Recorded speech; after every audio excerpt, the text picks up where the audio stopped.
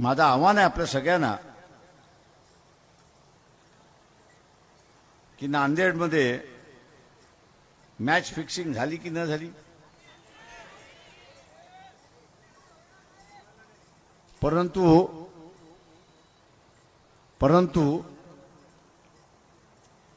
लोकांनीच इथं ठरवलं होतं की इथल्या राजकीय पक्षाने मॅच फिक्सिंग जरी केलं तरी मतदार आणि मोदी अशी लढाई आपल्याला या ठिकाणी दिसते.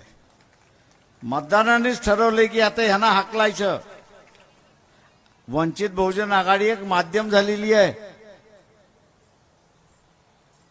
वंचित बहुजन आघाडी हे माध्यम झालेली आहे आणि म्हणून आपण सगळ्यांनी काही गोष्टी ह्या असणाऱ्या बारकाईने त्या ठिकाणी पाहिल्या पाहिजे की आज लोकच म्हणतात आहेत की हे सरकार फेल्युअर आहे.